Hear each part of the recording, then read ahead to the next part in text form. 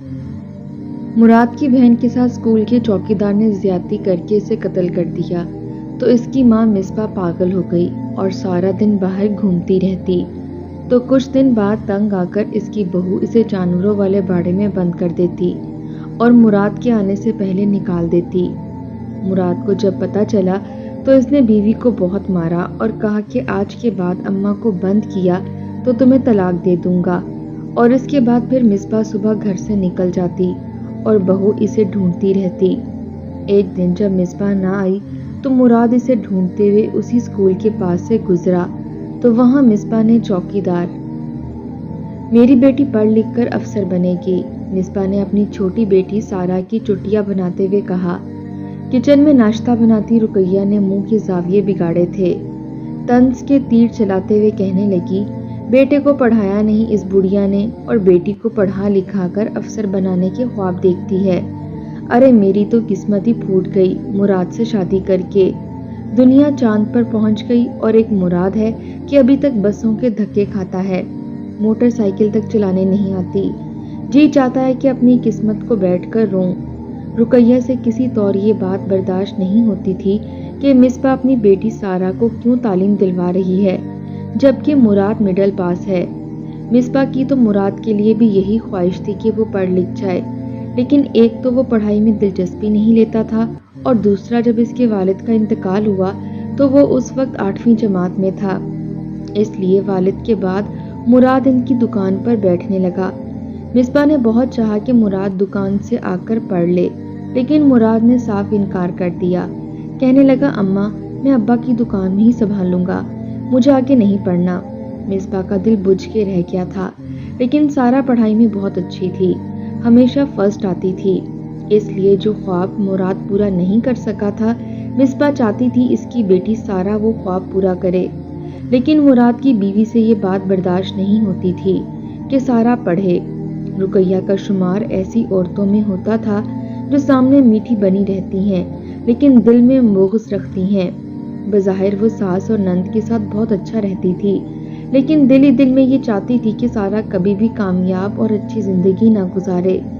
سارا 9ویں جماعت کی طلبہ تھی، لیکن اسے اسکول چھوڑنے اور لینے مصباح ہی جاتی تھی، اس لیے جب تک مصباح نہ آ جاتی تب تک سارا کو اسکول کے گیٹ کے پاس کھڑے ہونا پڑتا تھا۔ جب سے اسکول کی میڈم نے ایک نیا چوکیدار رکھا تھا سارا بے حد پریشان رہنے لگی تھی، چپ چپ سی ہو گئی تھی۔ سارا نے ایک بار اپنی والدہ سے کہا کہ امی اسکول کا نیا چوکیدار بڑا عجیب ہے۔ کھانے کے دسترخوان پر مراد اور رقیہ بھی بیٹھے تھے۔ مراد کہنے لگا کیا مطلب؟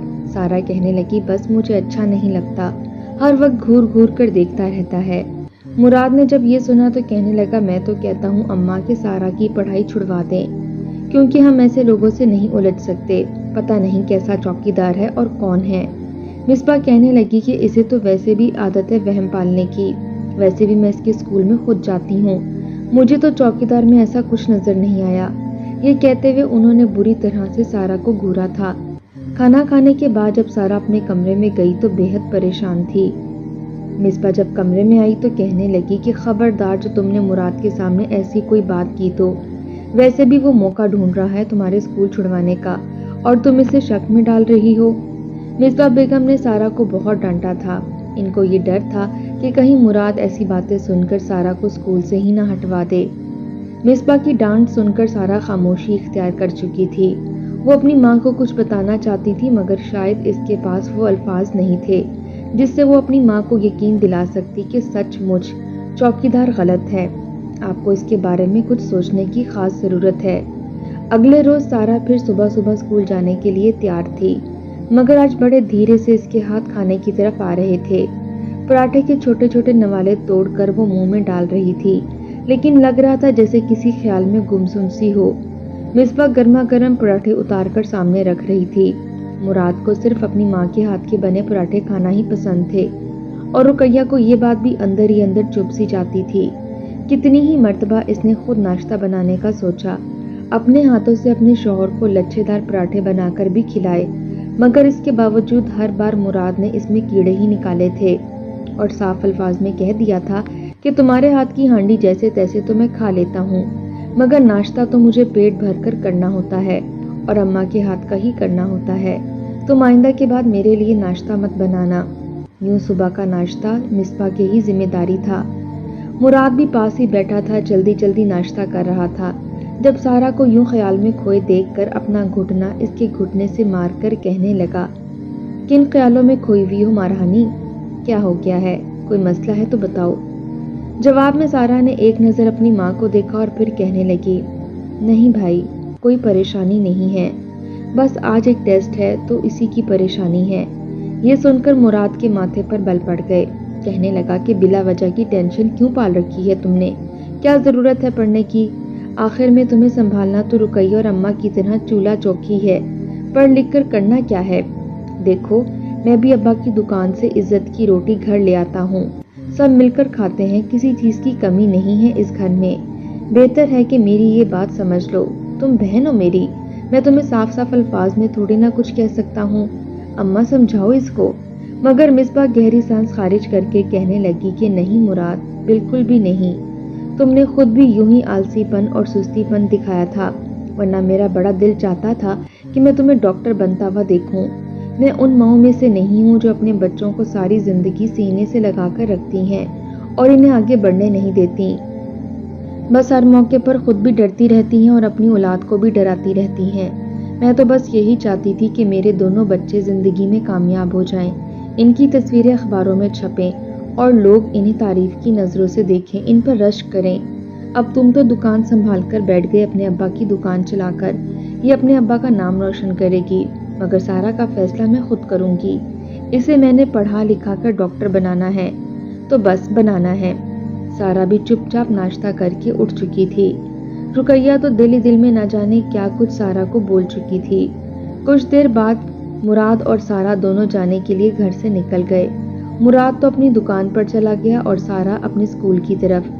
जैसे वो स्कूल के करीब पहुंची तो सामने ही चौकीदार खड़ा था, बच्चों को लाइन बनाकर स्कूल के अंदर आने का कह रहा था।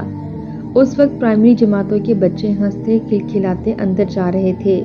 उस वक्त वहां पर और कोई शख्स मौजूद भी नहीं था। गाड़ियों वाले थे जो बच्चों को ड्रॉप करने के बाद अपने ही ध्यान में वहां से जा रहे थे। जैसे ही सारा आगे बढ़ी तो बाकी बच्चों के सर पर हाथ रखता, इनसे सलाम दुआ करता हुआ चौकीदार कड़ी नजरों से सारा को देखने लगा।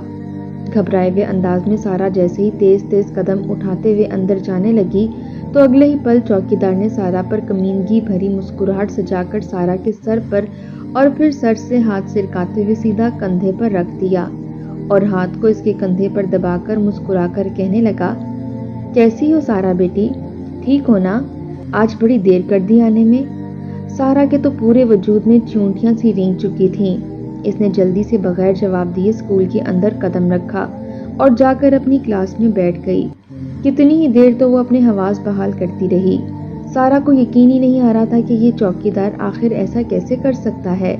वो बार बार अपने कंधे को झाड़ने लगी, जैसे कोई गिलाजत इसके कंधे पर लग चुकी हो। आंखों में मोटे मोटे आंसू आने लगे थे।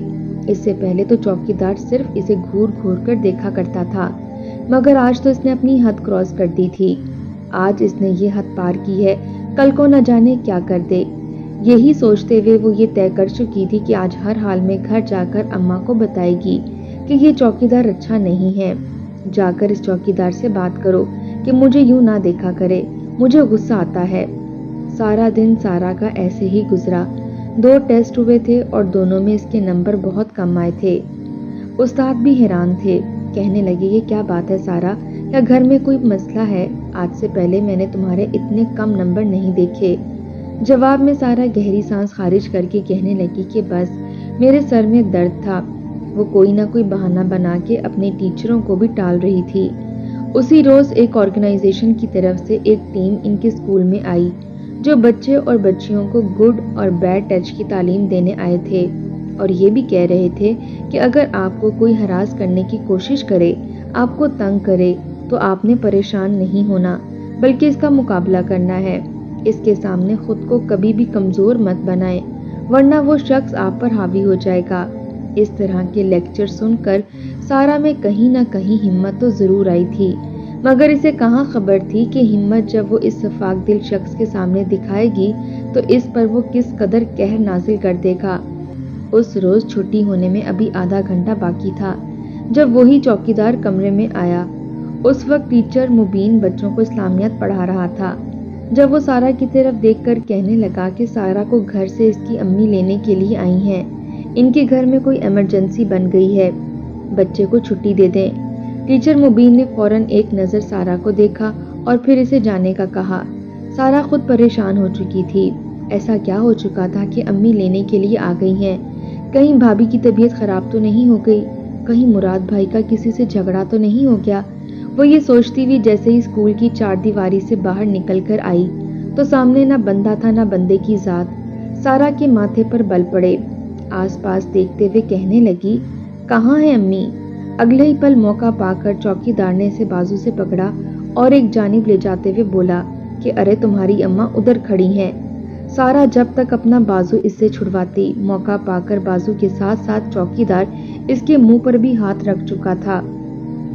कान के पास सरगोशी करते हुए कहने लगा कि बड़ी मुश्किल से हाथ लगी है तू मेरे, और कब से इंतजार कर रहा था कि तुझे किसी तरह बहला फुसला लूं, मगर तेरे तो नखरे ही नहीं खत्म होते। तुम तो हाथ से निकलती चली जा रही हो। आज देख मैं कैसे तेरी सारी अकड़ निकालता हूँ। इतना कहकर वो चौकीदार सारा को स्कूल की पिछली तरफ मौजूद खेतों में ले जाने लगा। गन्ने के खेत थे, इनमें तो अगर कोई चोर भी छुप कर बैठ जाता तो नजर न आता। वो चीख रही थी, चिल्ला रही थी, मगर इस चौकीदार को इस पर रहम न आया। वो इसे खेतों में ले जाकर इसकी इज्जत तार तार करने लगा। सारा उस वक्त अजियतों से दो चार थी, चीख रही थी, चिल्ला रही थी, मगर इस चौकीदार ने इसका मुंह दुपट्टे से बांध दिया था।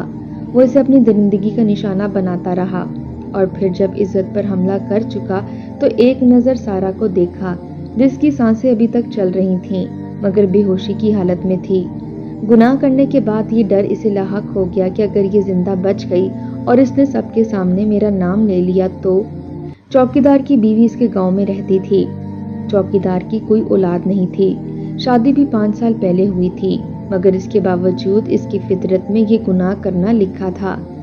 मासूम लड़कियों को दरिंदगी का निशाना बनाना तो जैसे इसका पसंदीदा फेल था। इससे पहले भी वो यूं ही गुनाह करता हुआ कितने ही स्कूलों से खुद ही भाग गया था ताकि किसी की पकड़ में ना आ सके, और इस मर्तबा इसने बजाय इसको छोड़ने के सारा की जान लेने का ही फैसला कर लिया।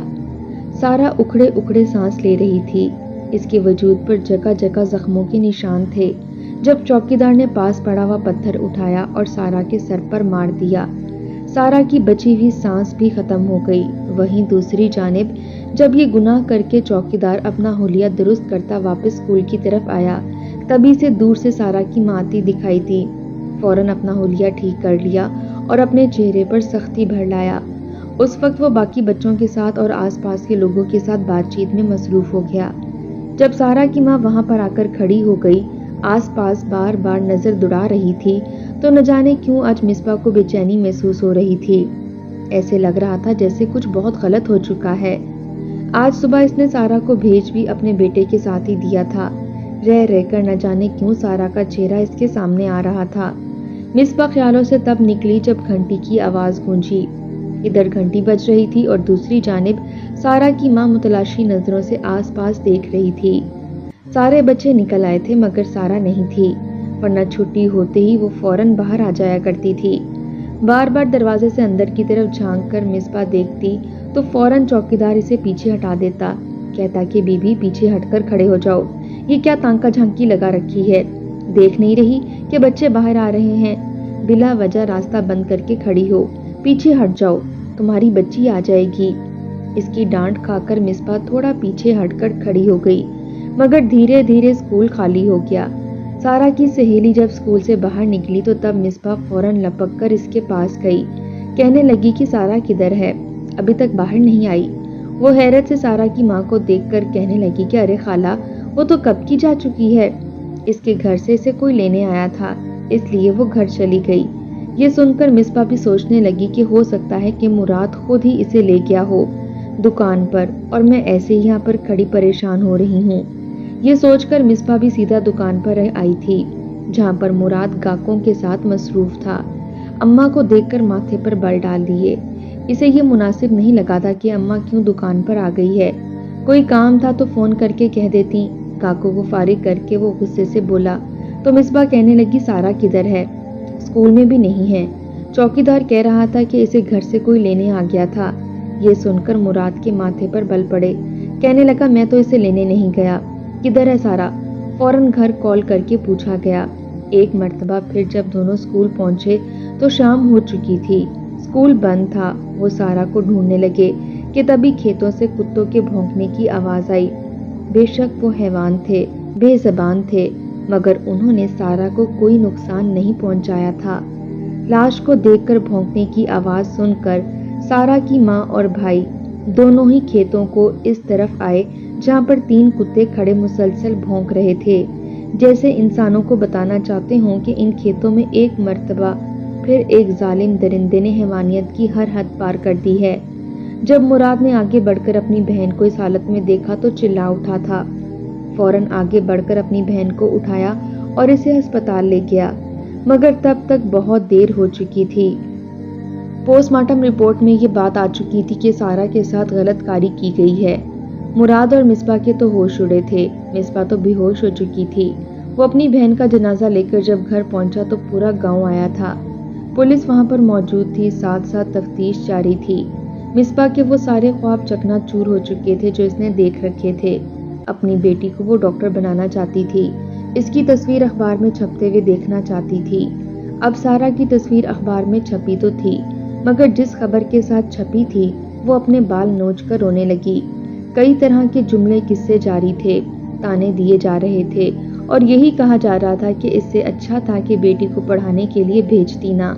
अब क्या पता किसने इसके साथ ये गुनाह किया है। कई बातें हुई, कितने जुमले कसे गए। फिर केस मुराद ने भी ये कहकर बंद करवा दिया कि हम अपनी इज्जत मजीद रोंदना नहीं चाहते। मिसबा के जहन पर अपनी बेटी की मौत का ऐसा असर पड़ा कि इसका ज़हनी तवाज़ुन बिगड़ गया। पहली तो बेटी की कब्र पर जाकर रोती रहती, बेटी की कब्र को सीने से लगाकर फूट फूट कर कहती कि सारा बाहर आ, मैं तुझे डॉक्टर बनता हुआ देखना चाहती हूँ। तूने तो वादा किया था कि अम्मा मैं डॉक्टर बनकर दिखाऊंगी, मगर तू तो मट्टी तले सो गई। मुराद रोता हुआ अपनी माँ को घर ले तो आया, मगर आधी आधी रात को उठकर वो फिर बेटी की कब्र पर भाग जाया करती थी।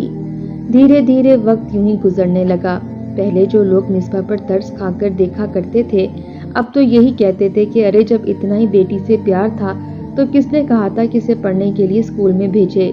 बड़ी आई थी डॉक्टर बनवाने के लिए, अब बेटी भी मर गई और खुद भी पागल हो गई। क्या पता इसका कोई आशिकी हो जिसने इसके साथ ऐसा करके छोड़ दिया हो। शुरू में तो रुकैया भी अपनी सास पर तरस खाने लगी थी। सारा के जाने का गम तो इसे भी बहुत हुआ था, मगर जब एक रोज मुराद को बुड़बुड़ाते हुए देखा कि अम्मा को कहता रहा इसे स्कूल मत भेजो, मेरी इज्जत 2 कौड़ी की होकर रह गई है। दुकान पर लोग मेरे पास आते हैं और एक ही बात पूछते हैं, क्या तुम्हारी बहन के साथ गलत करने वाला पकड़ा गया है? और मैं गहरी सांस खारिज करके अपना मुंह छुपाता रह जाता हूँ। मेरी इज्जत तो कहीं की नहीं रही। सारा भी रुकैया के खिलाफ बातें करने लगी। मिसबा के लिए दवाइयाँ भी लाई गईं। डॉक्टर कहते थे कि सदमे में है, धीरे धीरे ठीक हो जाएगी, मगर वक्त गुजरने के साथ साथ बजाय ठीक होने के मिसबा की हालत मजीद बिगड़ने लगी। वो सारा दिन गलियों में निकल जाती। रुकैया इसे पकड़ पकड़ कर लाती रहती। एक रोज रुकैया की तबीयत ठीक नहीं थी। वो अपने कमरे में सोने के लिए लेट गई। 3 घंटे बाद जब इसकी आंख खुली तो घर के सारे दरवाजे खुले देखे। सास कहीं भी मौजूद नहीं थी। जब गली से शोर की आवाज सुनी तो रुकैया ने बाहर जाकर देखा। गली के बच्चों को मिसबा पत्थर उठा उठा कर मार रही थी कि तुम लोग हो ना जिन्होंने मेरी बच्ची के साथ गलत किया, मैं तुम लोगों को कत्ल कर दूंगी, तुम लोगों को जिंदा नहीं छोड़ूंगी, तुम लोगों ने मेरी बच्ची के साथ गलत किया है। रुकैया अपनी सास को पकड़ तो लाई, मगर गुस्सा इस कदर उमड़ आया कि अपनी सास को कमरे में बंद कर दिया। कमरे को बाहर से कुंडी लगाकर कहने लगी कि अब रोती रहो, तड़पती रहो अंदर। अजीब तमाशा लगा रखा है, बेटी मर तो गई, अब तुम मेरी जिंदगी अजाब बनाने के लिए जिंदा रह चुकी हो। वो कमरा बंद करके किचन में काम करने लगी। कितनी ही देर चीखने चिल्लाने की आवाजें आती रहीं कि तभी मुराद वक्त से पहले घर आ गया था। वो किसी काम से आया था, मगर अपनी माँ को कमरे में चिल्लाते देखकर वो सीधा उस कमरे की तरफ आया। जैसे ही कमरे की कुंडी खोली तो अंदर से रोती हुई मिसबा बाहर निकली। रो रो कर कहने लगी कि तेरी बीवी ने मुझे कमरे में बंद कर दिया, تیری بیوی چاہتی نہیں ہے کہ میری بیٹی کو انصاف ملے۔ اپنی ماں کی ذہنی حالت سے تو وہ واقف تھا، مگر رقیہ سے مراد کو ایسی امید نہیں تھی۔ اس نے مارے غصے کے رقیہ کو ڈنڈا اٹھا کر مارنا شروع کر دیا۔ رقیہ روتی رہی، چلاتی رہی کہ مت مارو، چھوڑ دو مجھے، میں نے کیا کیا ہے؟ یہ بھاگ بھاگ کر جاتی رہتی ہیں، آخر میں کہاں کہاں سے پکڑ کر لاؤں گی۔ مگر مراد صاف لفظوں میں کہہ چکا تھا کہ دوبارہ اگر تم نے میری ماں کو بند کرنے کی کوشش کی تو میں تمہیں طلاق دے دوں گا۔ رقیہ بھی سہم گئی۔ کچھ روز تک تو مصباح گھر میں ہی بیٹھ کر سارا کے کپڑوں کو سینے سے لگا کر روتی رہی، اس کی کتابوں کو چومتی رہی۔ پھر ایک روز اس نے خواب میں نہ جانے کیا دیکھا کہ صبح صبح ہی گھر سے ننگے پیر نکل گئی۔ جب مراد اٹھا تو ماں کی چارپائی خالی تھی۔ وہ ماں کو ڈھونڈتا ہوا گلی میں نکل آیا، قبرستان میں بھی گیا، مگر وہاں پر بھی اس کی ماں نہ تھی۔ تب ایک شخص نے بتایا کہ ہم نے تمہاری ماں کو اسکول کی طرف جاتے دیکھا ہے۔ یہ سوچ کر مراد اسکول کی طرف بھاگا، مگر وہاں تو ایک میلہ سا لگا ہوا تھا، لوگ اکٹھے تھے اور مصباح چوکیدار کا گریبان پکڑ کر کہہ رہی تھی کہ تو نے مارا ہے میری بچی کو، تو نے میری بچی کے ساتھ غلط کیا ہے نا، ارے تو ہی ہے نا وہ، آج خواب میں میری سارا آئی تھی، اس نے مجھے سب کچھ بتا دیا۔ مراد کو پہلے تو غصہ آیا کہ ماں نے کیا تماشا لگا رکھا ہے، مگر ایک لمحے میں اس کے دماغ میں یہ خیال بھی آیا اور بے ساختہ سارا کے الفاظ اس کی سماعتوں میں گونجنے لگے، جو کہتی تھی کہ مجھے یہ چوکیدار اچھا نہیں لگتا، مجھے گھورتا رہتا ہے۔ یہ خیال ذہن میں آنا تھا کہ مراد فوراً چوکیدار کی طرف بھاگا، جو ابھی تک مصباح سے خود کو چھڑوا رہا تھا، اسے پاگل کہہ رہا تھا۔ مراد نے جب اس کا گریبان پکڑا اور 2 تھپڑ لگا کر سچ اگلنے کو کہا تو نہ چاہتے ہوئے بھی وہ گھبرا کر وہاں سے بھاگنے لگا۔ آس پاس کے لوگوں نے بھی چوکیدار کو پکڑ لیا، فوراً پولیس کو بلوا لیا گیا۔ جب چوکیدار کی اچھی خاصی پٹائی ہوئی تو روتے ہوئے خود ہی کہنے لگا کہ اس نے ہی سارا کے ساتھ غلط کیا تھا، وہی اصل گنہگار ہے۔ اس کے بعد اسکول کی کتنی لڑکیاں تھیں جو منظر عام پر آنے لگیں اور کہنے لگیں کہ اس شخص نے ہمیں بھی پریشان کیا ہے، ہمیں بھی گناہ کی دعوت دی ہے، ہمارے ساتھ گندے گندے اشارے کرتا ہے۔ پولیس اس سے پہلے کہ اس چوکیدار کو پکڑ کر لے جاتی، لوگوں نے اس کے منہ پر کالک تھوپ کر اسے گدھے پر بٹھا دیا، گلے میں جوتوں کا ہار ڈالا گیا اور جتنی بھی بچیاں تھیں سب سے کہا گیا کہ اپنے پاؤں سے جوتا اتار کر اس چوکیدار کے منہ پر مارو، یہ اس کی اصل اوقات ہے۔ بچیوں سے جوتے کھا کھا کر وہ چوکیدار تو ادمرا ہو چکا تھا جب اسے اٹھا کر پولیس والے وہاں سے لے گئے۔ مصباح اس روز روتے ہوئے اپنی بچی کی قبر پر گئی اور رو رو کر کہنے لگی کہ دیکھ میری بچی، میں نے کہا تھا تجھے انصاف دلواؤں گی، میں نے تیرے قاتل کو پولیس کے حوالے کروا دیا، میری بچی دیکھ تیری ماں نے تجھے انصاف دلوا دیا۔ جب مراد کچھ دیر بعد روتے ہوئے اپنی ماں کو اٹھا کر لایا تو وہ بالکل ساکت ہو چکی تھی، اپنی ماں کو ہلانے لگا، مگر مصباح بھی اس جہاں فانی سے کوچ کر چکی تھی۔ خدا ایسے لوگوں کو نیست و نابود کرے جو ہنستے بستے گھر اجاڑ دیا کرتے ہیں۔ یہ تو ایک سارا تھی، نہ جانے کتنی سارا جیسی لڑکیاں ایسے کمینے لوگوں سے آئے روز ہراساں ہوتی رہتی ہیں اور چاہ کر بھی بتا نہیں پاتی۔ اللہ تعالیٰ تمام لڑکیوں کو اپنے حفظ و ایمان میں رکھے، آمین یا رب العالمین۔